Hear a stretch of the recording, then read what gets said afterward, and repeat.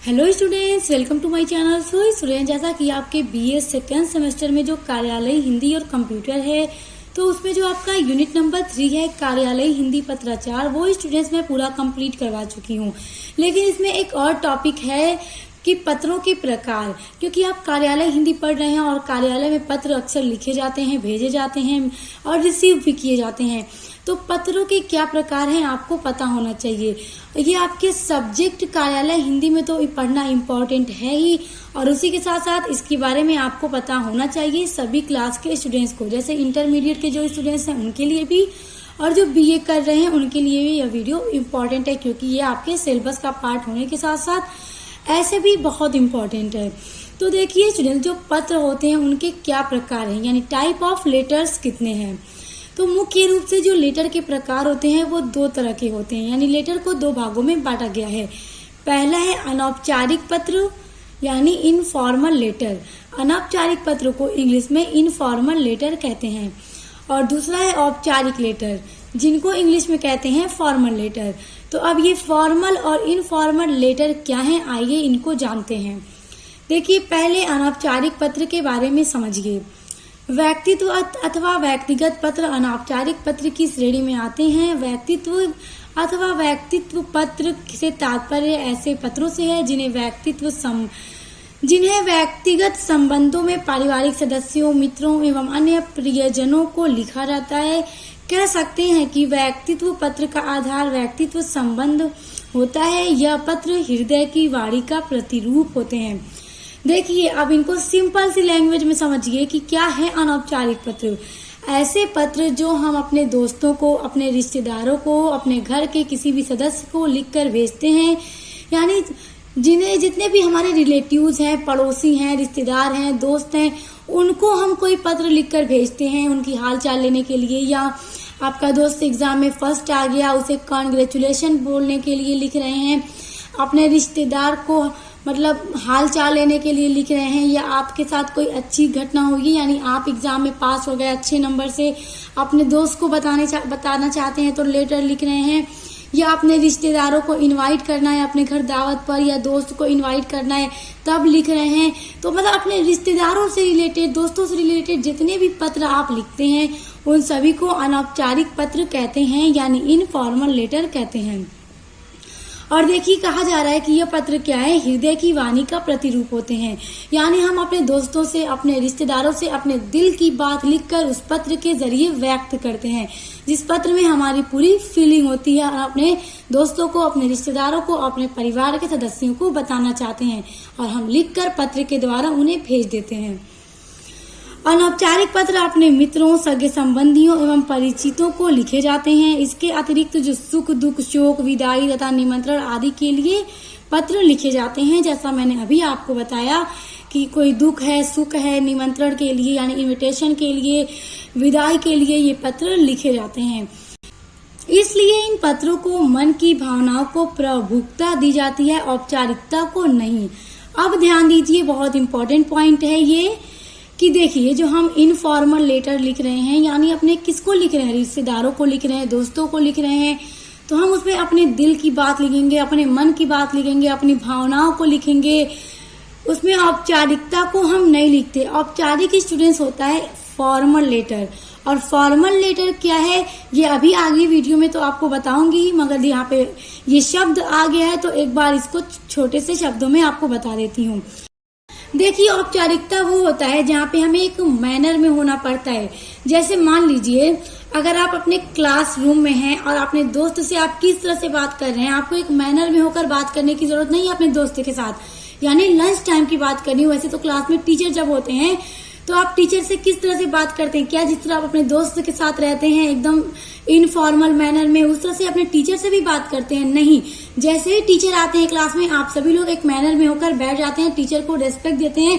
अनाप शनाप बातें अपने टीचर से नहीं कर सकते, आपको एक मैनर में होकर ही बात करना है, और उन्हीं बातों को करना है जो आपसे टीचर को करनी है। यानी ये नहीं कि चलो हंसी मजाक करने लगो टीचर के साथ, अनाप शनाप बोलने लगो, वैसे आप नहीं रहते टीचर के साथ।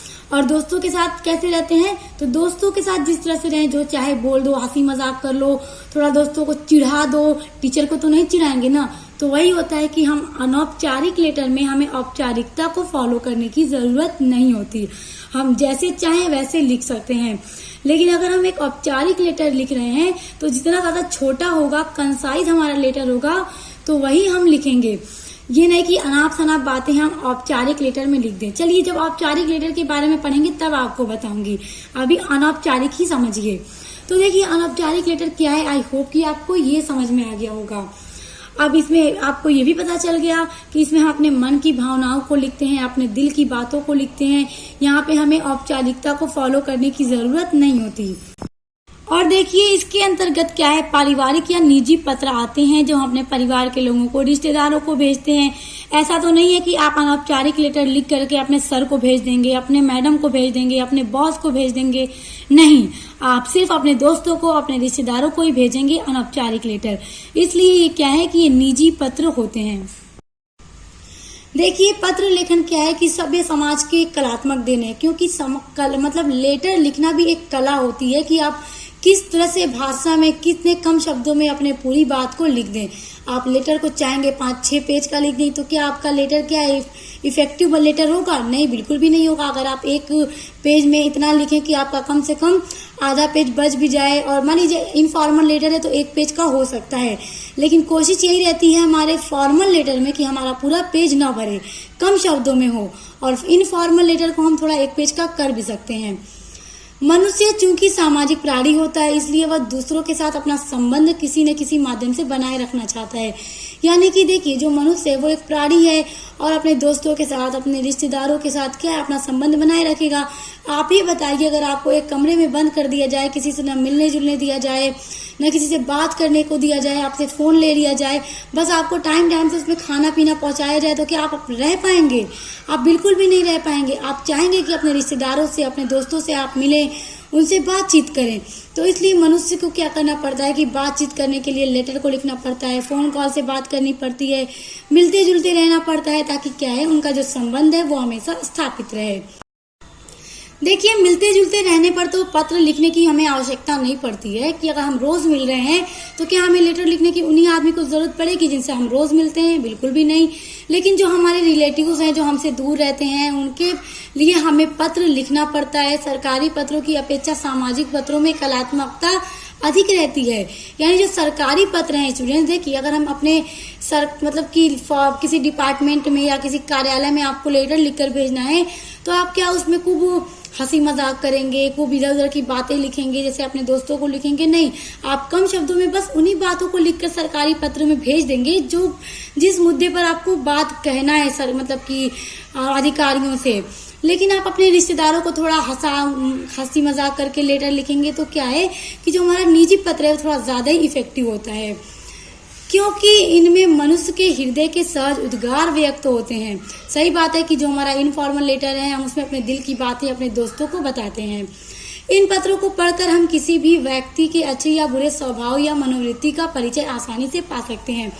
अब देखिए अगर कोई आप ही को लेटर लिखकर भेजे, आप उसी लेटर को पढ़ करके उनसे पता लगा सकते हैं लेटर से कि उस व्यक्ति ने किस तरह से अपने इस लेटर को लिखा है, मतलब उसका लेटर लिखने का अंदाज क्या था, उसके दिल में मेरे लिए क्या बातें थी। इन सब चीजों से आप पता लगा सकते हैं क्योंकि लेटर में वो अपने मन की बात, अपने दिल की बात को व्यक्त करता है। और लेटर से आपको ये भी पता लग सकता है कि उसका बिहेवियर किस तरह का है जिसने लेटर लिखकर आपको भेजा है। एक अच्छे सामाजिक पत्रों में सौजन्य, सहृदयता और शिष्टता का होना आवश्यक होता है, तभी इस प्रकार के पत्रों का अशिष्ट प्रभाव हृदय पर पड़ता है। यानी एक पत्र कैसा होना चाहिए जिसमें अच्छे लफ्जों में बात होनी चाहिए, सही शब्दों का इस्तेमाल करना चाहिए, प्यार भरी मिठास होनी चाहिए आपके लेटर में। ये नहीं कि कड़वे कड़वे शब्दों में लेटर लिखकर दोस्तों रिश्तेदारों को भेज दो। मीठे मीठे शब्दों का जब प्रयोग करेंगे तभी आपका जो लेटर है वो इफेक्टिव लेटर बनेगा। अब देखिए अनौपचारिक पत्र लिखते समय ध्यान रखने की क्या क्या बातें हैं। देखिए, सबसे पहले हमें ये बात को ध्यान रखना है कि भाषा सरल व स्पष्ट होनी चाहिए, यानी कि जितना ज़्यादा सिंपल लैंग्वेज होनी चाहिए और कम बातों में आप अपने लेटर को कंप्लीट कर दें और पढ़कर एक ही बार में आपका लेटर समझ में आ जाए कि आप कहना क्या चाहते हैं। ये नहीं कि घुमा फिरा के एक ही बात को करें तो पढ़ने वाला भी उलझ जाएगा और एक बार पढ़ के उसे लेटर समझ नहीं आएगा, उसे कई बार पढ़ना पड़ेगा। इसलिए लेटर ऐसा हो कि सिंपल भाषा में हो और एक ही बार पढ़ के आपकी पूरी बात पढ़ने वाले को समझ में आ जाए। उसके बाद संबंध व आयु के अनुकूल संबोधन, अभिवादन व पत्र की भाषा होनी चाहिए। अब देखिए, जब पत्र लिखा जाता है तो अगर आपने अपने किसी बड़े एज वाले को पत्र लिखा है तो आप उन्हें ऐसा संबोधन दीजिए कि उन्हें लगे कि हाँ, आप उन्हें रेस्पेक्ट दे रहे हैं। अब आपसे बड़े हैं और आप उनको जैसे दोस्तों को लिख के भेज रहे हैं, प्रिय, डार्लिंग, ये सब लिख के भेज देंगे तो कैसा लगेगा? क्या उन्हें लगेगा कि आप उन्हें रेस्पेक्ट दे रहे हैं? इसलिए इस तरह के शब्दों का संबोधन इस्तेमाल कीजिए कि उन्हें लगे कि हाँ, आप उन्हें रेस्पेक्ट दे रहे हैं। और दोस्तों के साथ तो हम डियर, ये सारी चीजें, प्रिय, ये सारी चीजें यूज कर सकते हैं। उसके बाद पत्र में लिखी बात क्या है, संक्षिप्त तो होनी चाहिए, यानी छोटी होनी चाहिए। ये नहीं खूब बड़ा बड़ा लेटर, 5-5 पेज का लेटर लिखे और फिर उसे स्टेपलर करके भेज दिया। क्या लेटर अच्छा लगेगा? बिल्कुल भी नहीं, एकदम खराब लगेगा। पढ़ने वाला उठा के फेंक देगा, इतना बड़ा लेटर किसने भेज दिया। इसलिए लेटर ऐसा हो कि कम शब्दों में पूरा बात भी हो जाए और पढ़ने वाला भी उसे अच्छे से पढ़े। बहुत बड़ा लेटर अगर लिखेंगे कोई नहीं पढ़ेगा। पत्र का आरंभ व अंत प्रभावशाली होना चाहिए, यानी कि जब आप पत्र लिखना स्टार्ट कर रहे हैं तो ऐसे शब्दों से स्टार्ट कीजिए कि पढ़ने में लगे कि हाँ, बहुत इंटरेस्टिंग लेटर है, बहुत अच्छी बात मुझे बता रहा है मेरा दोस्त या मेरा रिश्तेदार, ताकि उसे पढ़ने में इंटरेस्ट पैदा हो और आपका लेटर वो पूरा पढ़े। आप पहले ही बोरिंग वाले लफ्जों को इस्तेमाल कर देंगे तो क्या आपका लेटर पढ़ने में उसे इंटरेस्ट पैदा होगा? बिल्कुल भी नहीं होगा। इसलिए ऐसे शब्दों का इस्तेमाल कीजिए कि पढ़ने वाला आपका लेटर पूरा पढ़े। भाषा और वर्तनी शुद्ध तथा लेख स्वच्छ होना चाहिए, यानी कि जो आप लिख रहे हैं वो भाषा एकदम शुद्ध होनी चाहिए, सही होनी चाहिए और स्वच्छ, यानी हैंड राइटिंग जो है आपकी प्यारी होनी चाहिए और आपके वर्ड्स में मिस्टेक नहीं होना चाहिए। तो ये सभी जो स्टेप हैं ये सभी आपको ध्यान रखना होगा एक इनफॉर्मल लेटर लिखने टाइम। अब देखिए स्टूडेंट्स, अनौपचारिक पत्र का प्रारूप कैसा होता है। यानी अगर आपको अनौपचारिक पत्र लिखना है यानी इनफॉर्मल लेटर लिखना है तो उसका फॉर्मेट कैसा होता है, जब तक आपको ये नहीं पता होगा आप एक लेटर लिख नहीं पाएंगे। तो अब देखिए अनौपचारिक रूप का प्रारूप कैसा होता है।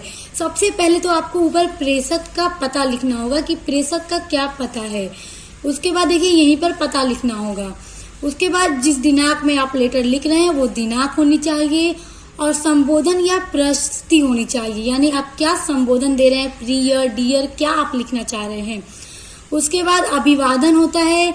अभिवादन के बाद पहला अनुच्छेद होता है जो आपको यहाँ पर लिखना होता है।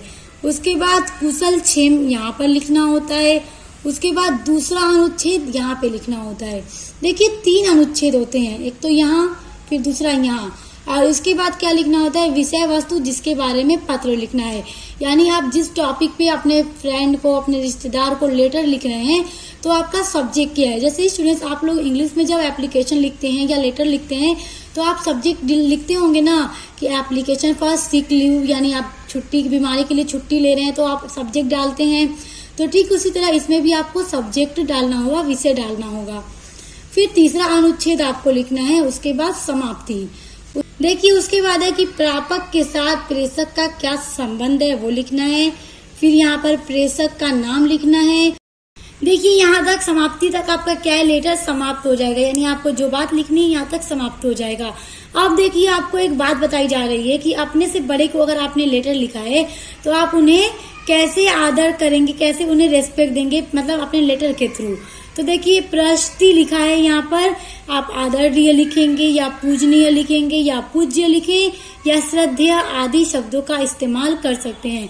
उसके बाद अभिवादन की आप अभिवादन में कैसे लिखेंगे, सादर प्रणाम लिख सकते हैं, सादर चरण स्पर्श लिख सकते हैं, सादर नमस्कार आदि शब्दों का यूज आप कर सकते हैं। देखिए यहाँ पे दिया है ना प्रशस्ति, उसके बाद अभिवादन, तो यही के लिए यहाँ पर आपको बताया जा रहा है कि आप क्या लिखेंगे। अब देखिए जब आप लेटर लिखते हैं, जब समाप्ति हो जाती है तो फिर लास्ट में नीचे अगर आप अपने टीचर को ही एप्लीकेशन लिख कर दे रहे हैं तो क्या लिखते हैं, योर सिंसरली, इस तरह से आप लिखते हैं ना इंग्लिश में। तो उसी तरह हिंदी में भी होता है इनफॉर्मल लेटर में, कि जब आप लेटर पूरा लिख चुके हैं तो उसके बाद आप लिख कर क्या बताएंगे कि लेटर लिखने वाले के आप क्या लगते हैं।